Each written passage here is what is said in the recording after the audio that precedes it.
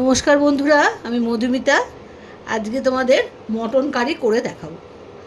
500 mutton আছে। এর মধ্যে আমি কি কি দেবো সেটা তোমাদের দেখাই। জিরে আর ধনে এর পেস্টটা 1 চামচ দিলাম। 1 চামচ আদা রসুন আর কাঁচা লঙ্কার পেস্ট।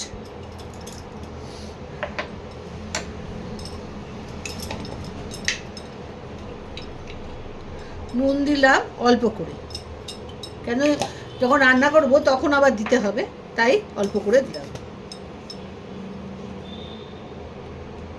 হলুদ দিলাম স্বাদ আর গন্ধ অনুযায়ী।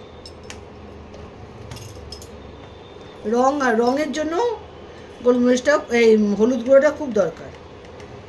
গোলমরিচের গুঁড়ো দিলাম 1/2 চামচ।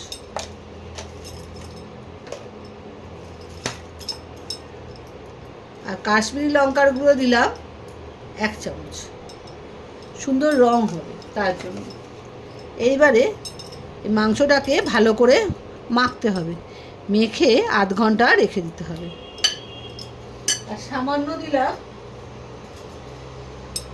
আর দিলাম সামান্য সর্ষের তেল।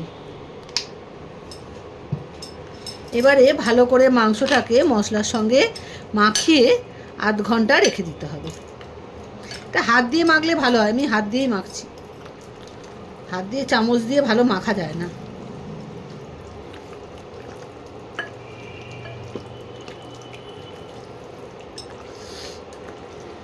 ভালো করে মাখিয়ে নিয়েছি, এবারে আধ ঘন্টা রেখে দেবো।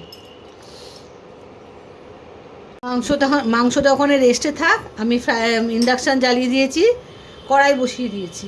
কড়াইতে সর্ষের তেল দিয়েছি। তেলটা যখন অল্প গরম হবে, পুরো গরম হবে না, অল্প গরম হবে, তখন আলুগুলোকে ভেজে নিতে হবে। বেশি গরম হলে আলুটার ওপরটা লাল রং ধরবে, কিন্তু ভেতরটা সেদ্ধ হবে না। সেই জন্য অল্প তেল গরমে আলুটা ছেড়ে দিতে হবে। এই আলুর মধ্যে সামান্য নুন,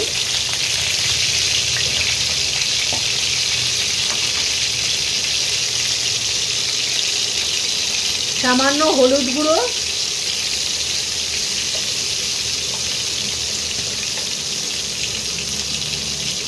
আর কাশ্মীরি লঙ্কার গুঁড়ো দিয়ে দিলাম। দিয়ে এবারে আলুগুলোকে একটু ভাজতে হবে, আর সুন্দর কালারও হয়ে যাবে, আর ভেতর থেকে একটু সেদ্ধও হয়ে যাবে। সেই জন্যে তেলটা অল্প গরম অবস্থায় আলুগুলো ছেড়ে দিয়েছি। তেলটার মধ্যেও খুব সুন্দর একটা কালার এসে যাবে, মানে এই তেলেই মাংসটা রান্না করবে।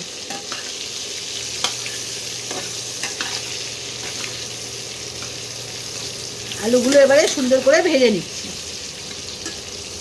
আলুগুলো লাল লাল হয়ে গেছে, ভাজাও হয়ে গেছে কমপ্লিট। এবার আলুগুলোকে আস্তে আস্তে আমি তুলে নেব।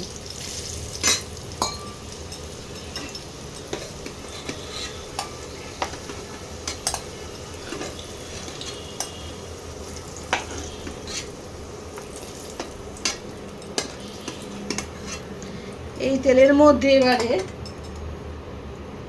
পাতলা পাতলা করে পেঁয়াজ কুচিয়ে রেখেছি, সেই পেঁয়াজ কুচনোগুলো এবার দিয়ে দেবো। মাংস বুঝে পেঁয়াজ দেবে। আমার 500 গ্রাম মাংস আছে, সেই বুঝে আমি পেঁয়াজ দিয়েছি। তো পেঁয়াজগুলো ভালো করে একটু ভেজে নিতে হবে, সোনালি রং আসা অবধি। সোনালি রং এসে গেলে তারপরে অন্য মশলাগুলো দিতে হবে। সোনালি রং অবধি পেঁয়াজগুলো আমি ভেজে নিচ্ছি। ওকে সোনালি করে ভাজা হয়ে গেছে। এবারে আমি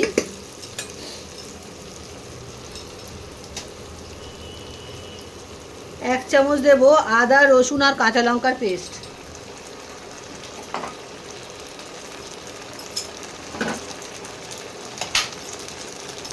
আর ধনে জিরে পেস্টটাও 1 চামচ দেব।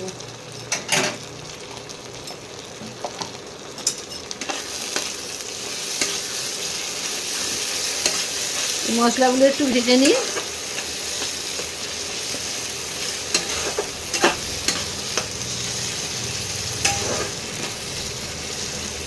এবার এর মধ্যে দিয়ে দেব 2টো টমেটো পেস্ট করে রেখেছি, সেই টমেটো পেস্টটা।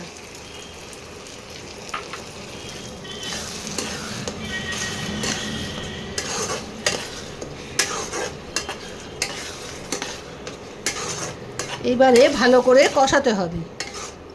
এবারে এর সঙ্গে আমি দিয়ে দেবো গুঁড়ো মশলাগুলো। হলুদ গুঁড়ো দিলাম সুন্দর রং আর স্বাদের জন্য।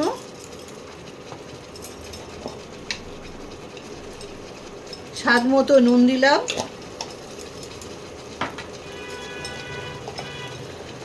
গোলমরিচের গুঁড়ো 1/2 চামচ দিলাম। তোমরা যদি বেশি খাও ঝাল তাহলে বেশি দেবে। আর কাশ্মীরি লঙ্কার গুঁড়ো দিলাম 1 চামচ।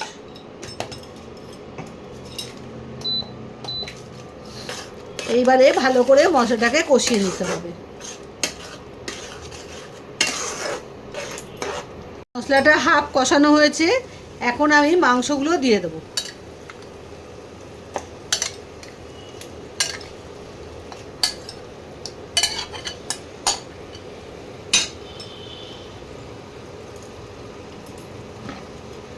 মাংসর বাটিটা ধুয়েও একটু জল দেব, মশলা লেগে আছে তো, তাই মশলা বাটি ধোয়া জলটাও দিলাম একটু। এইবারে মাংসটাকে ভালো করে মশলার মধ্যে দিয়ে ভালো করে কষাতে হবে। একটু ঢাকা দিয়ে দিচ্ছি, তাহলে মাংসটা দিয়ে জলটাও বেরিয়ে আসবে।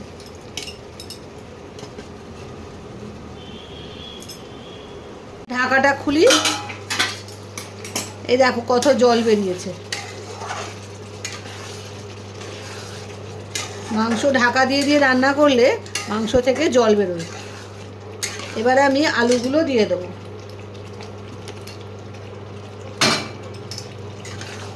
এইবারে আলুগুলো সব মাংস আর আলু একসঙ্গে কষাবো। মশলা থেকে যখন তেল আলাদা হবে তখন আমি এর মধ্যে জল দেব। আর একটু কষাতে হবে, এখনও কষানো কমপ্লিট হয়নি।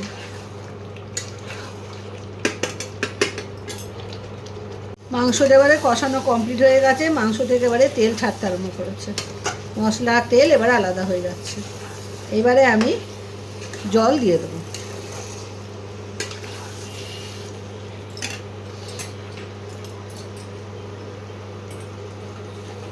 গরম জল অতি অবশ্যই দেবে, কেন গরম জল না দিলে মাংস সেদ্ধ হতে কিন্তু অনেক সময় লেগে যাবে, তাই আমি গরম জল দিয়ে দিলাম।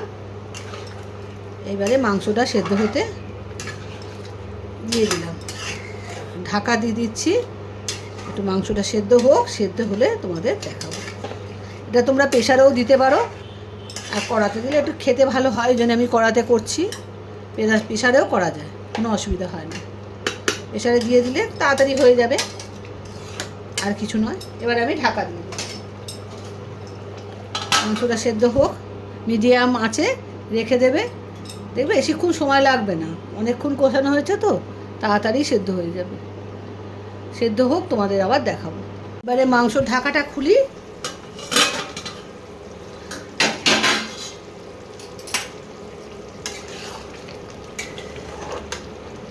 হ্যাঁ মাংস সেদ্ধ হয়ে গেছে, আলুও সেদ্ধ হয়ে গেছে। এবারে একটু গরম মশলা দিয়ে দেবো।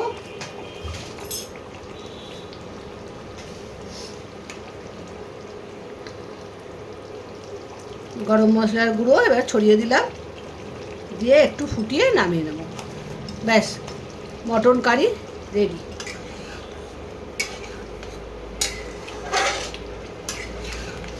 এবারে নামিয়ে নিয়ে তোমাদের আবার দেখাচ্ছি। হয়ে গেছে মটন কারি।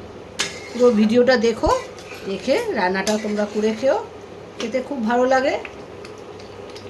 নামিয়ে নিয়ে তোমাদের আবার দেখাচ্ছি। বাটিতে ঢেলে ফেলেছি, মটন কারি রেডি।